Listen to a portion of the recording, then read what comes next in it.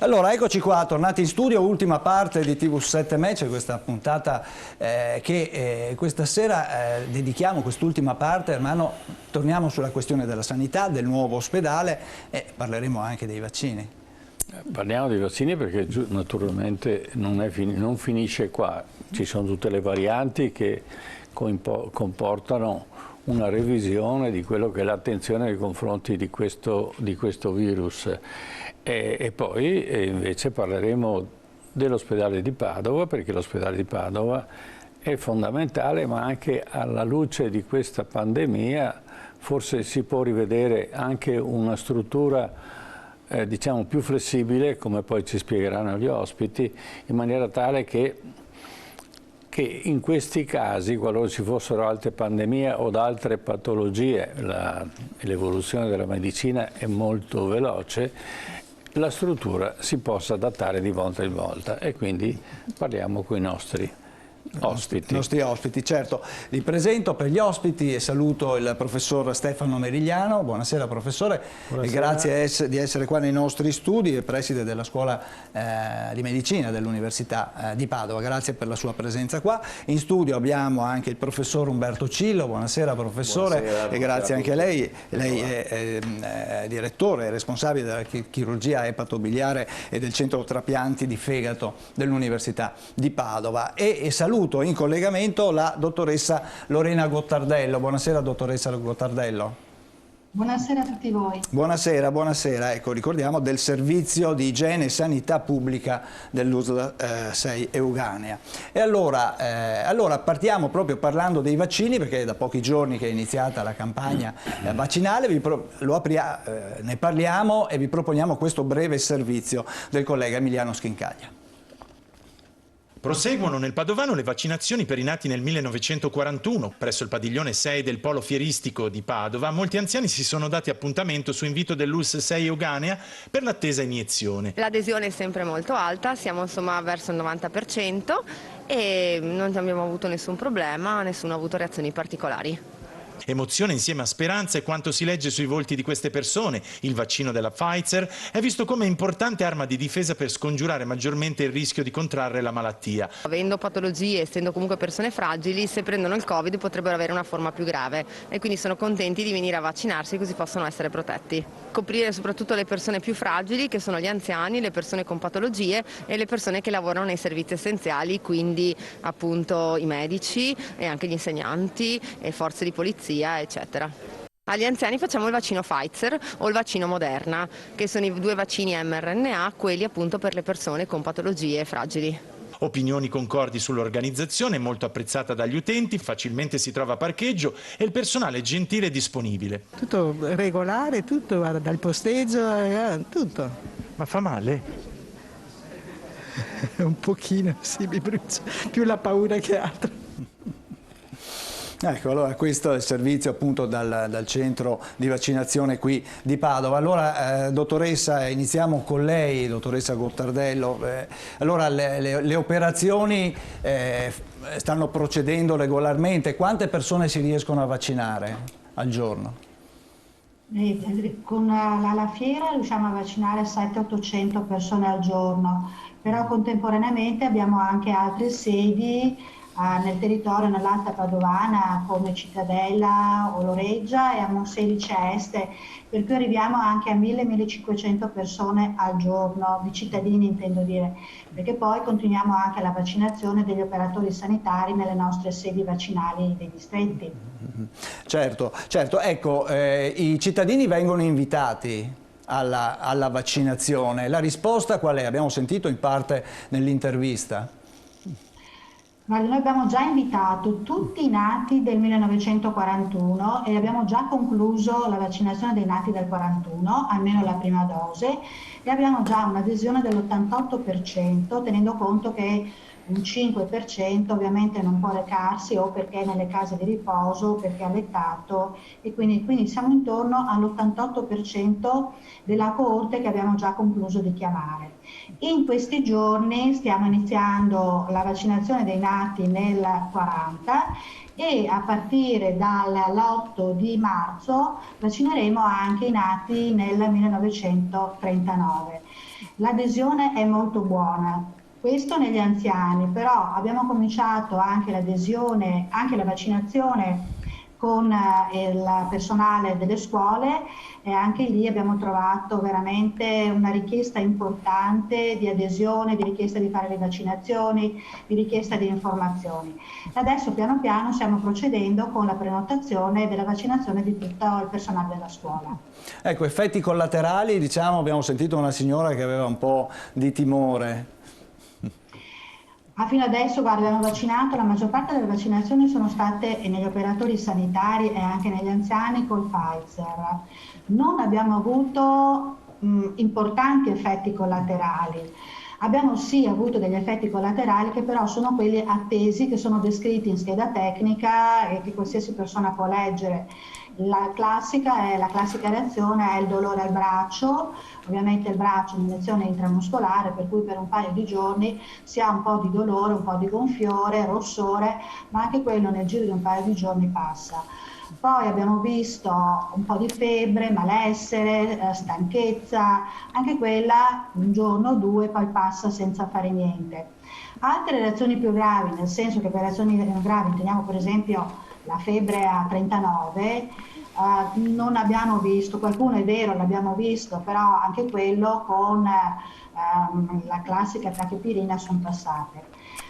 Altre reazioni magari più gravi da pensare, reazioni allergiche, fino adesso credo che ne abbiamo vista soltanto una, che però anche quella poi con i presidi corretti, quindi gli antistaminici e ovviamente la terapia corretta, si è risolta nel giro di qualche ora. Quindi tutto sommato, a parte come dicevo un po' di malessere, un po' di dolore al braccio, non abbiamo avuto particolari segnalazioni di effetti avversi. Ecco, senta, invece una volta che la persona viene vaccinata gli viene data subito una data per il richiamo per la seconda dose?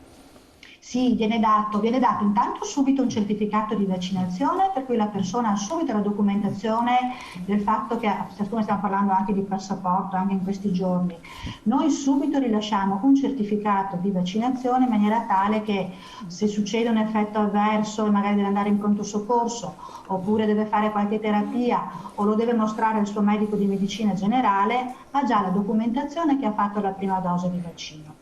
Subito diamo anche la seconda dose, che però ovviamente è l'appuntamento per la seconda dose, che però è differenziata a secondo del tipo di vaccino. Per Pfizer è dopo 3 settimane, per Moderna è dopo 4 settimane, invece l'ultimo che abbiamo utilizzato, che è quello che abbiamo cominciato la settimana scorsa nel personale della scuola, è l'AstraZeneca, che invece la seconda dose va fatta tra 3 mesi. Questo è un pochino diverso dagli altri, quindi bisogna anche stare molto attenti al tipo di vaccino che si è fatto e ovviamente anche le persone devono stare attenti a quando ritornare per fare la seconda dose. Benissimo, grazie. Allora, prima di salutarla proponiamo anche ai telespettatori una grafica che possiamo vedere come sta andando in Veneto, come stanno andando le operazioni di vaccinazione. Allora, le dosi che sono state consegnate sono 435.830, ne sono state somministrate 311.579, quindi il 71%. I dati appunto sono riferiti al 25 febbraio, quindi alla giornata di ieri. La prima dose sono state vaccinate 211.433 persone, la seconda dose l'hanno già ricevuta 110.146 persone. Ecco, vaccinato il 6,35% della popolazione. Ecco, sicuramente il dato veneto è in media con quello nazionale, dottoressa Gottardello? Sì, certamente, anche forse in qualche situazione anche migliore rispetto al dato nazionale, proprio perché insomma tutto il vaccino che ci arriva cerchiamo di somministrarlo il più presto possibile. Certo, certo. Bene, la ringraziamo per la disponibilità e la salutiamo adesso. Buona serata. Buona serata. E invece continuiamo il nostro discorso con la sanità del Veneto, con i nostri ospiti, che ricordo, il professor Stefano Merigliano e il professor Umberto Cillo. E allora, prima di iniziare a parlare del nuovo ospedale, vi proponiamo un servizio che abbiamo preparato un po', che riassume anche le novità dell'ultimo periodo. Vediamo. 4 anni per la realizzazione e una spesa stimata per i lavori di 481 milioni e 600 mila euro. Il nuovo polo della salute di Padova è pronto a passare alla fase progettuale e realizzativa. Un ospedale che Padova attende da oltre 30 anni, ma che potrebbe diventare presto una realtà. Sarà un hub ospedaliero di alta specialità e ricerca, 900 posti letto, un pronto soccorso di secondo livello per i pazienti stabilizzati e probabilmente un campus per ospitare ricercatori di tutto il mondo.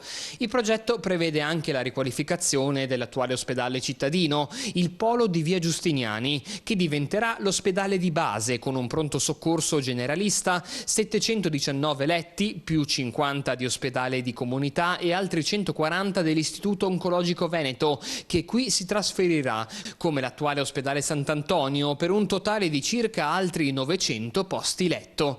Dopo la firma nell'aprile dello scorso anno dell'accordo di programma tra le istituzioni interessate, a dicembre il direttore generale dell'azienda ospedaliera Luciano Flor ha consegnato alla Commissione regionale lo studio di prefattibilità per il nuovo polo della salute di Padova. Ricorsi permettendo, se tutto procede come previsto, a inizio 2023 si apriranno i cantieri e nel 2027 l'ospedale potrebbe essere pronto. I costi solo per i lavori sono stati quantificati in 481 milioni e 600 mila euro. Resta ora da definire nei dettagli la parte più importante, e cioè cosa mettere dentro questo ospedale, come organizzarlo anche alla luce dell'emergenza pandemica che stiamo vivendo, con i tanti problemi che ha creato all'interno degli ospedali e nelle terapie intensive al collasso. Una volta, quando la tecnologia e tanti farmaci ancora non esistevano, si erano allestiti i lazzaretti, aree destinate all'isolamento delle persone affette da malattie contagiose come la peste o la lebbra. I veneziani della Serenissima furono i primi a capire l'importanza della quarantena e del distanziamento tra soggetti. A Venezia, infatti, troviamo l'isola del Lazzaretto Vecchio, che ospitò un ospedale che curava gli appestati, ma soluzioni analoghe furono poi adottate anche nelle altre città.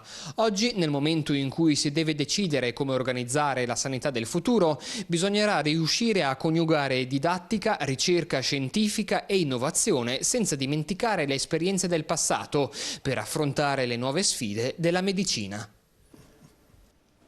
Ecco, allora, diciamo che il nuovo polo della salute, con diciamo, la consegna della, come si dice, la consegna di dicembre alla Commissione regionale per lo studio di prefattibilità, ha preso, diciamo così, il via in maniera definitiva, diciamo così, la parte operativa, professor Merigliano. Beh, certo, ha preso via la parte definitiva, ma rispetto alla consegna di dicembre c'è l'approvazione dell'altro giorno, cioè la CRITE ha approvato e quindi ha dato il via. Quindi da questo punto di vista il progetto ormai è, diciamo, irreversibile dal punto di vista delle procedure, e quindi da questo punto di vista noi siamo ragionevolmente ottimisti nel senso che dopo, come diceva lei prima, 20 anni, 25 anni di discussione, ormai il progetto è avviato. Certo, non è un progetto semplice, è un progetto complesso, quindi avrà dei tempi tecnici, anche se c'è una discussione in atto alla luce del Recovery Fund e delle iniziative per la ricostruzione dopo le pandemie, di vedere se alcuni di quei vincoli, o meglio alcune di quelle procedure burocratiche che possono far perdere il tempo, in questa situazione possano essere in qualche maniera semplificate o accelerate, e questo potrebbe darci delle garanzie. Quindi da questo punto di vista credo che la scuola di medicina, l'Ateneo, è certamente ottimista. In più certamente il passaggio del dottor Flor che ha curato tutta la procedura come direttore generale dell'azienda di Padova, tra l'altro devo dire sempre in assoluta sintonia con la scuola di medicina, con l'Ateneo, con i competenti e con le idee che sono nate all'interno del polo, e che credo che il professor Cillo, che ha partecipato attivamente proprio a questo lavoro nella commissione, potrà meglio spiegare. Però adesso che il dottor Flora è anche a Venezia e quindi è anche nella posizione del controllo regionale, credo che anche questo costituisca un ulteriore elemento, vorrei dire di sicurezza, ma di ottimismo. Ecco, beh, il 2021 è un anno importante per quanto riguarda le scadenze e il cronoprogramma. Ecco, vediamo, abbiamo una grafica, diciamo, che spiega magari un po' meglio rispetto a quello che abbiamo detto nel servizio, quali sono, diciamo, come dire, le scadenze e l'iter, diciamo. Allora, vabbè, i 481 milioni, 600 mila milioni di euro il costo dei lavori. Nel gennaio del 2022 si dovrebbe essere l'assegnazione del bando di gara, poi a settembre, quindi alla fine del prossimo anno, l'assegnazione dei lavori, e quindi nel 2023, probabilmente a gennaio, la prima pietra, e forse nel 2027 la fine dei lavori. Cillo, è troppo ottimistico? Madonna, direi magari direi no, insomma, dovete vederla dal punto di vista dei professionisti e dei pazienti. Questa è un'opera che noi stiamo aspettando da più di 20 anni e ne stiamo parlando da più di 20 anni. Quindi non dobbiamo essere ottimisti, anzi a pensare che possa chiudersi prima. Ci sono dei tecnicismi che potrebbero permettere un'anticipazione alla chiusura dei lavori. Se avete notato la tabella, avete visto come una parte rilevantissima del tempo dedicato allo sviluppo del progetto è burocratico. La presentazione dei bandi di gara, eventuale ricusazione, l'attribuzione della definizione del progetto, eccetera.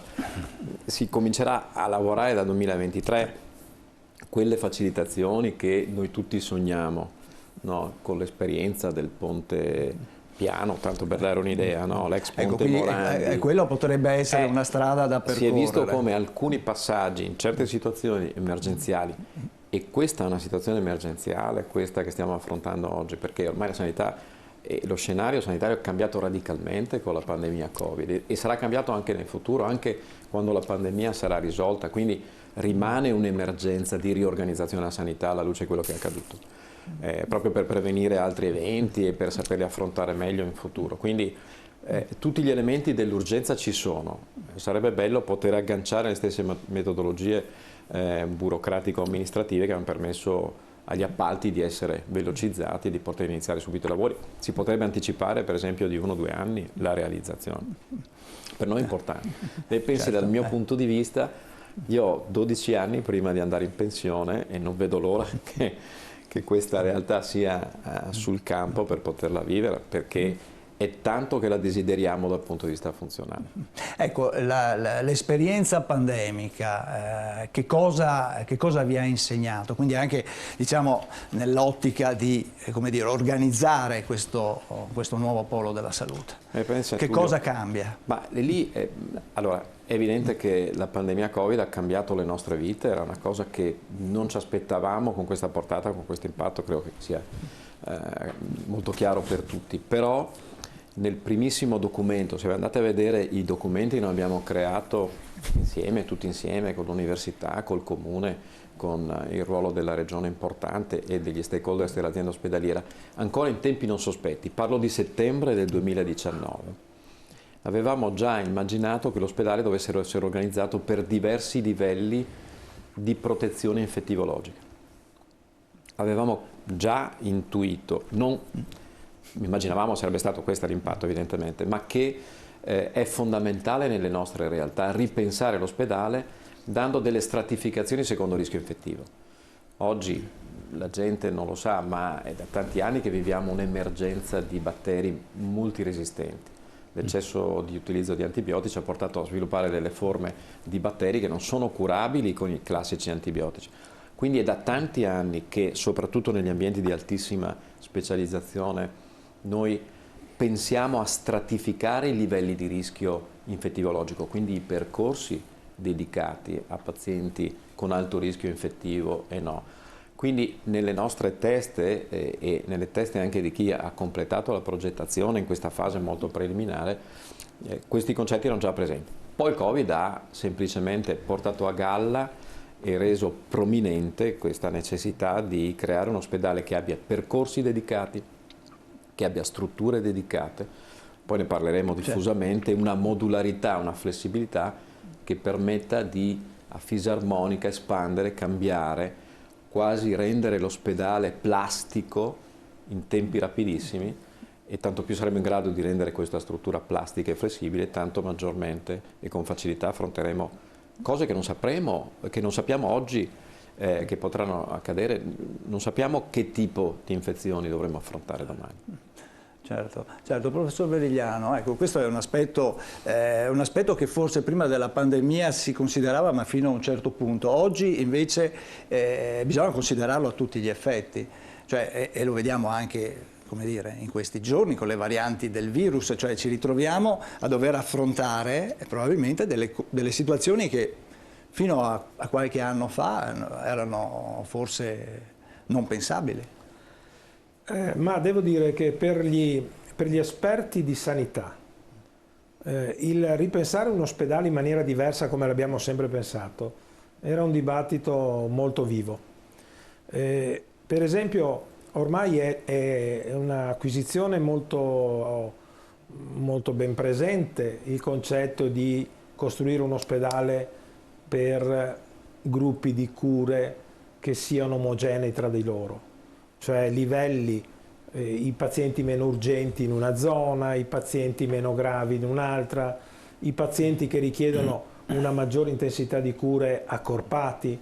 Il fatto che per esempio non si debba privilegiare solo l'aspetto economico, quindi la grande piastra rianimatoria unica, perché così si risparmia in termini di anestesisti, di infermieri, di cose, e invece dire proprio come diceva il professor Cillo, alla luce delle infezioni, alla luce anche delle diverse necessità. Noi viviamo spesso l'emergenza trapiantologica, i trapianti non sono programmabili, quindi ti rubo il mestiere, ma è ovvio che alcune volte arrivano 3, 4, 5 trapianti, quel giorno le sale operatorie, le rianimazioni devono essere flessibili per quel tipo di patologia e così i letti. Quindi il nuovo ospedale in qualche maniera era stato già pensato in maniera modulare, per blocchi di competenza. Altro grosso problema, oggi vediamo molto di più le aree chirurgiche, le aree delle neuroscienze, le aree della pediatria, dove all'interno ci sono le chirurgie, le medicine, le rianimazioni dedicate, e quindi anche qui il concetto di modularità per patologia. Il Covid, se vuole, ha dato la spinta decisiva, perché il fatto di poter dire prendo un pezzo di ospedale in maniera molto flessibile e lo dedico a questa emergenza, isolando il resto dell'ospedale che può continuare, in realtà è quello che di fatto abbiamo vissuto a Padova. Il fatto di aver pensato, grazie alla direzione sanitaria, un lavoro incredibile dell'azienda, di aver concentrato tutto il Covid nel monoblocco, per cui 4-5 piani, la rianimazione, una chirurgia dedicata, tenere il policlinico per la chirurgia oncologica, i trapianti e un'attività non Covid, avere l'area pediatrica separata dalle altre aree. Allora questo ci ha dato non la spinta, ma la conferma che l'ospedale del futuro deve essere modulare, deve essere flessibile, deve essere in grado di potersi adattare in maniera molto rapida a diverse sfide che ogni giorno chi non vive l'ospedale non si rende conto.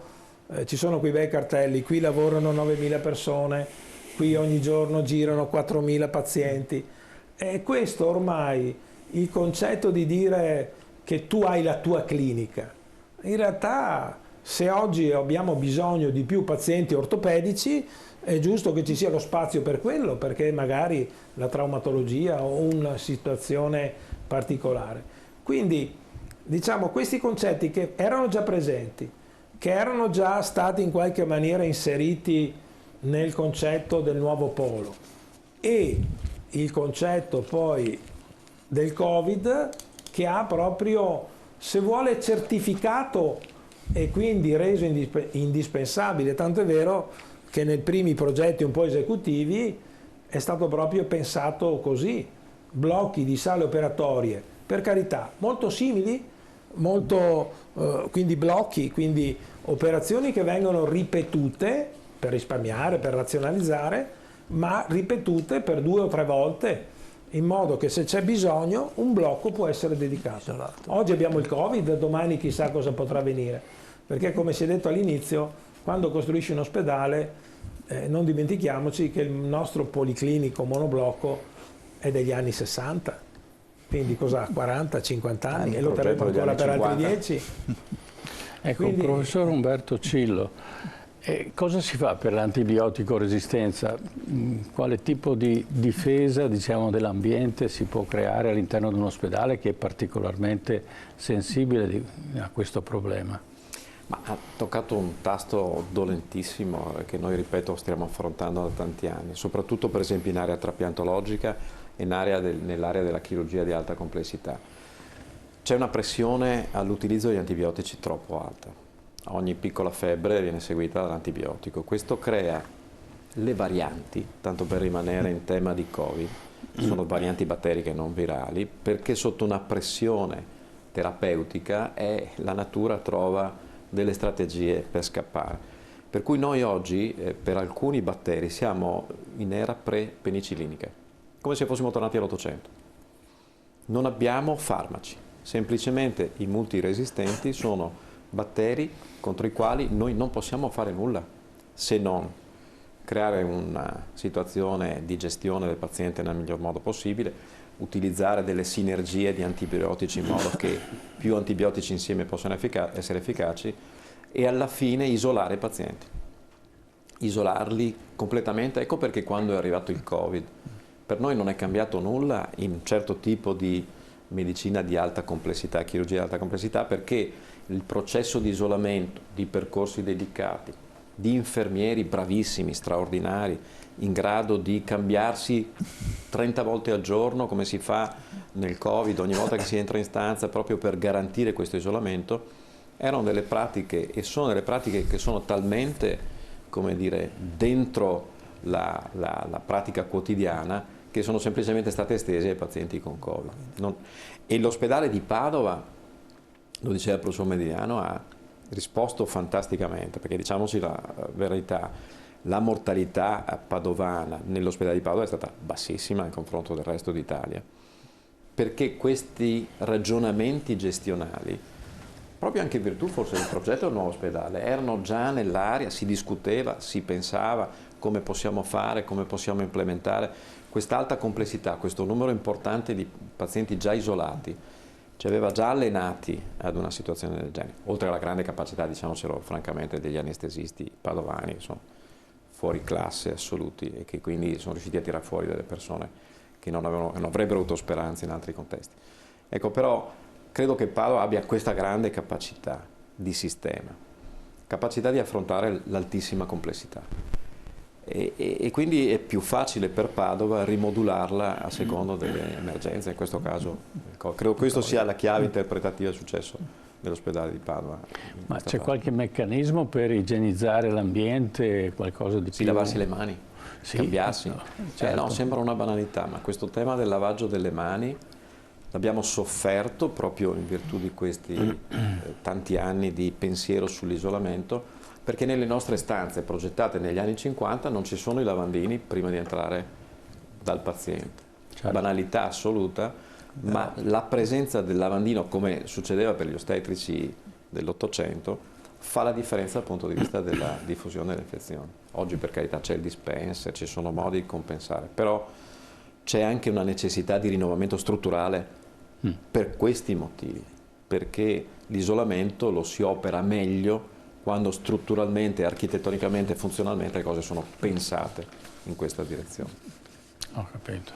Allora, adesso abbiamo un attimo un break pubblicitario, ci fermiamo un attimo, però torniamo subito con l'ultima parte appunto di questa nostra puntata e torneremo sull'ospedale. Ovviamente cercheremo un attimo di approfondire quelli che sono, come dire, le carte vincenti per riuscire a organizzare un ospedale che sia in grado di affrontare le sfide mediche del futuro, e vedremo anche come cambierà anche l'area di Padova Est, perché oltre a costruire l'ospedale necessiterà di tutta una serie di modifiche anche alla viabilità. Vediamo tra poco.